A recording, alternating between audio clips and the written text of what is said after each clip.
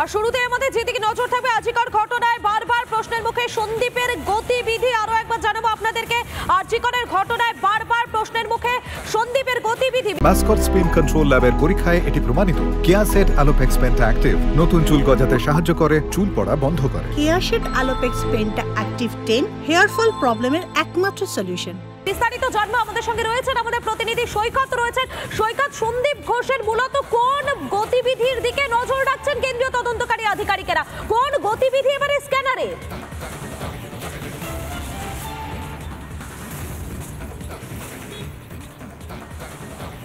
দেখো, গতকালকে সন্দীপ ঘোষ এবং অভিজিৎ মণ্ডলকে আবার আদালতে পেশ করেছিল তদন্তকারী সংস্থা সিবিআই এবং 3 দিনের হেফাজতে পেয়েছে।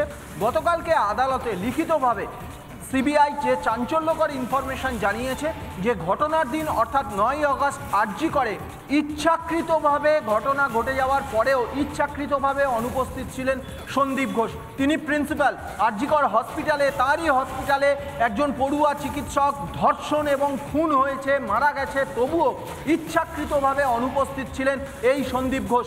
এবং ইতিমধ্যেই সিবিআই জানতে পেরেছে সন্দীপ ঘোষ এবং অভিজিৎ মণ্ডলের যে তাদের মধ্যে ফোনে একাধিকবার কানেকশান হয়েছে।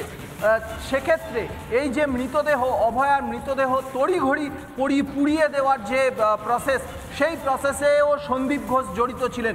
তাহলে পরিবারের দাবি উড়িয়ে, সেকেন্ড পোস্টমর্টেমের জন্য পরিবারের দাবি উড়িয়ে এই মৃতদেহ তড়িঘড়ি পুড়িয়ে দেওয়া, এই কথাগুলোই কি ফোনে বলেছিলেন অভিজিৎ মণ্ডল এবং সন্দীপ ঘোষ? সেক্ষেত্রে অভিজিৎ মণ্ডলের ওপর সন্দীপ ঘোষ হসপিটাল থেকে প্রভাবশালী চিকিৎসক এবং প্রভাবশালী চিকিৎসক প্রশাসক এই সন্দীপ ঘোষ, তিনি কোনো প্রেশারাইজ করেছিলেন কিনা অভিজিৎ মণ্ডলকে, সেই বিষয়গুলো খতিয়ে দেখছে সিবিআই। তবে সন্দীপ ঘোষ ইচ্ছাকৃতভাবে সেদিন ঘটনাস্থলে অনুপস্থিত ছিলেন, ঘটনাস্থল থেকে বেপাত্তা হয়েছিলেন। তার নিজের হসপিটালে একজন পড়ুয়া চিকিৎসক, তিনি খুন এবং ধর্ষণ হয়ে মারা যাচ্ছেন। একেবারে বোঝাই যাচ্ছে যে সন্দীপ ঘোষের একাধিক ঘটনা কিন্তু এই মুহূর্তে কেন্দ্রীয় তদন্তকারী সংস্থার আধিকারিকদের নজরে রয়েছে। শিয়ালদা আদালতে এমনটাই জানিয়েছেন সিবিআই। গতকাল ফের আদালতে পেশ করা হয় সন্দীপ এবং অভিজিৎ মণ্ডলকে। ফের 3 দিনের সিবিআই হেফাজতের নির্দেশ আদালতে।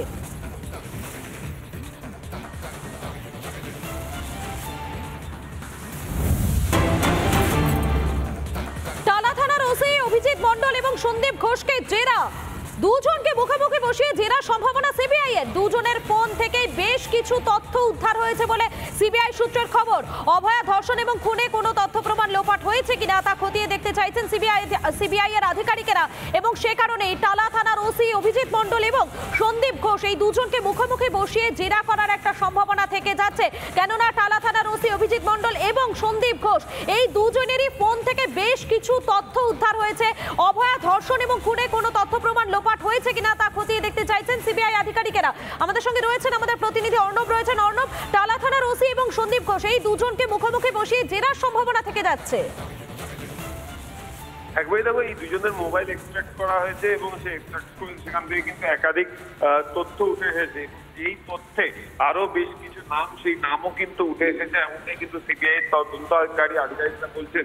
অর্থাৎ সন্দীপ ঘোষ এবং টালা থানার ওসি এই দুজনের মোবাইল সার্চ করে সেখান থেকে কিন্তু বেশ কিছু নতুন নাম তারা পেয়েছেন এবং এই নামগুলোর কি ভূমিকা ছিল সেগুলোর জন্য কিন্তু তারা এদের দুজনকে মুখোমুখি বসিয়ে জিজ্ঞাসাবাদ করতে চান।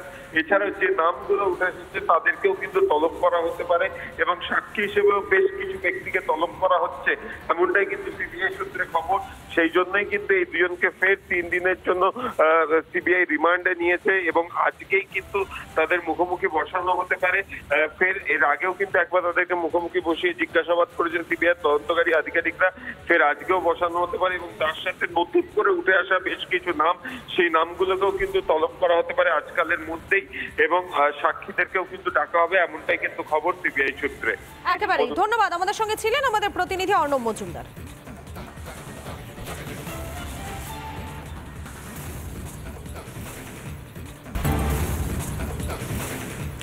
আন্দোলনের চাপে অবশেষে কলকাতা পুলিশ কমিশনারকে বদলি করল নবান্ন। বিনীত গোয়েলের জায়গায় কলকাতার নতুন সিপি মনোজ ভার্মা।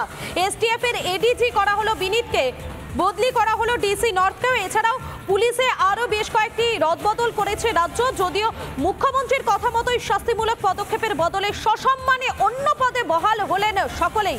আরো একবার জানাই আপনাদেরকে, আন্দোলনের চাপে অবশেষে কলকাতা পুলিশ কমিশনারকে বদলি করলো নবান্ন। বিনীত গোয়েলের জায়গায় কলকাতার নতুন সিপি মনোজ ভার্মা। যদিও মুখ্যমন্ত্রীর কথা মতোই শাস্তিমূলক পদক্ষেপের বদলে সসম্মানে অন্য পদে বহাল থাকলেন সকলেই। এ বিষয়ে রাজ্যের বিরোধী দলনেতা শুভেন্দু অধিকারী তিনি কি বলছেন, তার কি বক্তব্য শোনাই আপনাদের।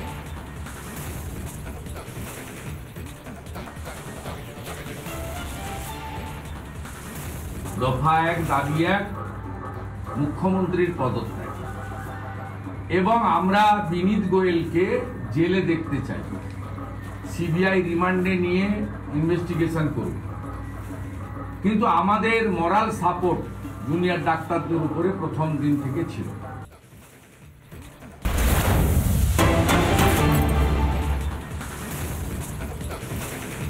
আর এই মুহূর্তে আরো একটি গুরুত্বপূর্ণ খবরে নজর থাকবে। সন্দীপ ঘোষের রেজিস্ট্রেশন বাতিলের দাবি জানিয়ে চিঠি আইএম এর পশ্চিমবঙ্গ শাখা। সুদীপ্ত রায়কে চিঠি আইএম এর পশ্চিমবঙ্গের তরফে। মেডিকেল কাউন্সিলের রাজ্য সভাপতি সুদীপ্ত শোকজের জবাব দেননি সন্দীপ ঘোষ। এখনো কেন রেজিস্ট্রেশন বাতিল হয়নি? সুদীপ্ত রায় চিঠি দিয়ে প্রশ্ন আইএম এ পশ্চিমবঙ্গ।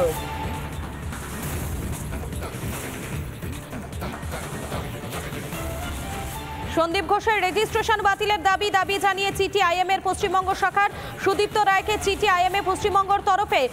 মেডিকেল কাউন্সিলের রাজ্য সভাপতি সুদীপ্ত শোকজের জবাব দেননি সন্দীপ ঘোষ। এখনো কেন রেজিস্ট্রেশন বাতিল হয়নি এই বিষয়কে জানতে চেয়ে এই চিঠি বলে জানা যাচ্ছে।